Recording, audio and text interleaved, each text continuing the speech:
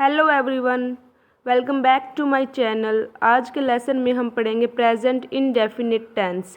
इससे पहले की वीडियो में हमने पढ़ा था टेंस के बारे में कि टेंस को क्या कहते हैं हिंदी में और कितने टाइप्स के होते हैं और आगे उनको कितने पार्ट्स में डिवाइड किया गया है, राइट। तो आज का टॉपिक है हमारा प्रेजेंट इंडेफिनिट टेंस। तो आज हम इसको डीपली पढ़ेंगे। तो स्टार्ट करते हैं अपनी वीडियो को। तो प्रेजेंट इंडेफिनिट की जो पहचान है वो होती क्या है, सबसे पहले इसके बारे में हम रीड आउट करेंगे। जो प्रेजेंट इंडेफिनिट है उसकी पहचान होती है जो मुख्य क्रिया है, जो मेन वर्ब के साथ ता ते ती का प्रयोग किया जाता है। जो हमारी मेन वर्ब होगी उसके लास्ट में ता ते ती शो होगा किसी भी सेंटेंस में, राइट। जैसे नाचते, घूमते, आते आते, ये मैंने कुछ एग्जांपल्स लिख रखे हैं। देखो नाचना क्या है, एक वर्ब है। अब उसके लास्ट में क्या लग गया, तय ए ते, तो नाचना का क्या बन गया, नाचते। घूमना क्या, एक वर्ब है। अब उसमें तय ए ते लग गया तो क्या हो गया, वो घूमते। जैसे नाचते, घूमते, आते, खाते, पीते, जाते, ये सब क्या होंगे, प्रेजेंट इंडेफिनिट की पहचान है। ये मेन वर्ब के साथ जहाँ ता ते ती का प्रयोग होगा वो प्रेजेंट इंडेफिनिट टेंस होगा, राइट।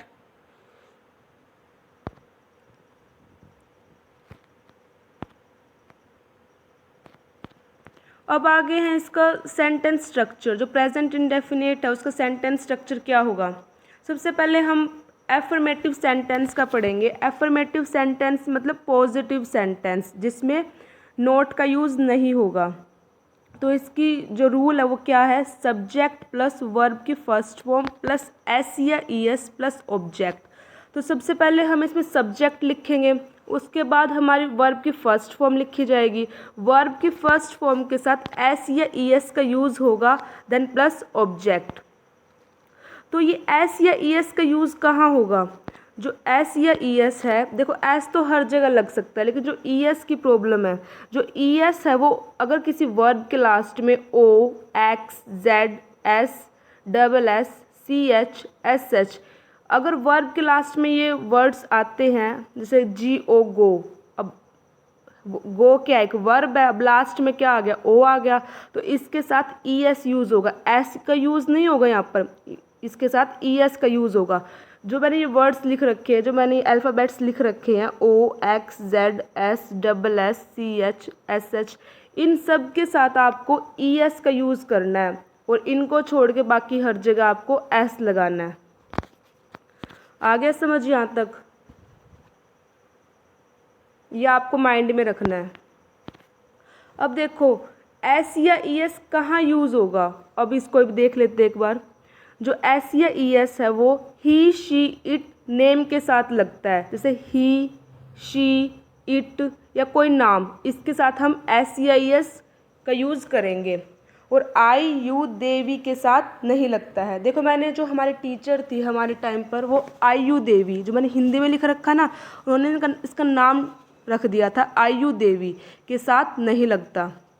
तो आई यू दे वी के साथ नहीं लगेगा और ही, शी, इट या फिर किसी नाम के साथ जो एस या ई एस का यूज़ होगा। तो आगे हम इसे कुछ एग्जांपल्स देखेंगे जिससे आपको अच्छे से समझ आ जाएगा। तो एग्जाम्पल है, जो हमारा फर्स्ट एग्जाम्पल है, वह खेलता है। अब देखो वह क्या है, ही। अब ही के साथ एस या ई एस का यूज़ होगा।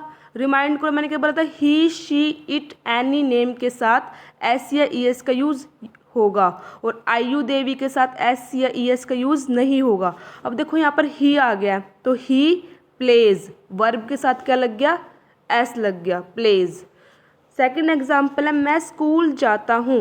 अब यहाँ पर आ गया मैं, आई यू देवी में से आ गया ना आई, तो अब आई यू देवी में क्या नहीं लगता, एस या ई एस नहीं लगता, तो यहाँ पर एस या ई एस का यूज़ नहीं होगा।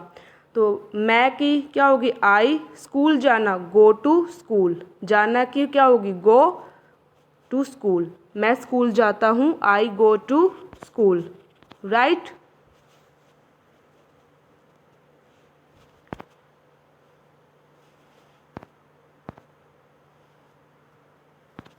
नेक्स्ट है हमारा नेगेटिव सेंटेंस। नेगेटिव सेंटेंस नाम से पता चल रहा है, नेगेटिव मीन्स नॉट, जहाँ पर हम नॉट का यूज़ करेंगे, जो हमारे नकारात्मक वाक्य होंगे। अब उनका सेंटेंस स्ट्रक्चर क्या है वो देख लेते हैं। सेम है, बस वहाँ पर एस या ई एस का यूज़ हुआ था, यहाँ पर डू डज का यूज़ होगा। वही वहाँ पर वर्ब की फर्स्ट फॉर्म यूज़ हुई थी, यहाँ पर भी हमारी वर्ब की फर्स्ट फॉर्म यूज़ होगी। तो क्या है इसका sentence structure? Subject plus do not plus does not plus verb की फर्स्ट फॉर्म प्लस ऑब्जेक्ट। जैसे हमने वहाँ पर बात की थी एस या ई एस किसके साथ यूज़ होगा, ऐसे हम यहाँ पर देख लेते हैं डू का यूज़ कहाँ पर होगा और डज का यूज़ कहाँ पर होगा। आयु देवी के साथ तो डू का यूज़ होगा, ही शी इट नेम के साथ डज का यूज़ होगा। राइट, तो आप ये पढ़ लेना, अच्छे से माइंड में बिठा लेना कि आयु देवी के साथ डू का यूज़ होगा, ही शी इट नेम के साथ डज का यूज़ होगा। तो आगे इसे कुछ एग्जाम्पल्स देख लेते हैं। वह नहीं खेलता है। अब देखो वह, ही शी इट के साथ हमने क्या बोला था, डज का यूज़ होगा।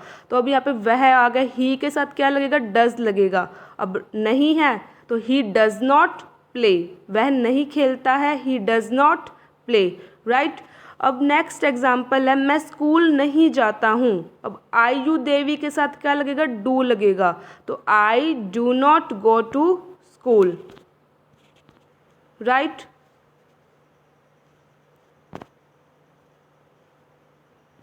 नेक्स्ट है interrogative sentence. Interrogative sentence means प्रश्नवाचक वाक्य। जो प्रश्न वाले वाक्य होते हैं उनके सेंटेंस स्ट्रक्चर को देखेंगे। तो सबसे पहले इसमें डब्ल्यू एच फैमिली यूज़ होगी, फिर do plus does plus subject plus not plus verb की first form plus object plus question mark. W H family क्या होती है, जैसे हु, वाई, वट, वेयर, जैसे वेयर कहाँ, वट क्या, वाई क्यों, ये सारे वाक्य हैं। तो ये कुछ एग्जाम्पल्स देख लेते हैं इंटेरोगेटिव सेंटेंस के, प्रश्नवाचक वाक्य के। क्या वह खेलता है?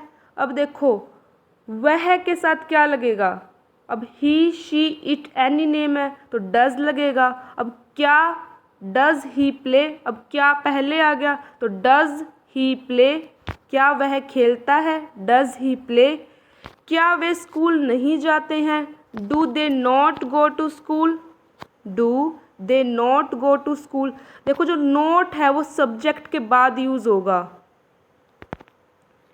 Thanks for watching. If you like this video, please like, share and subscribe this channel. Thank you so much.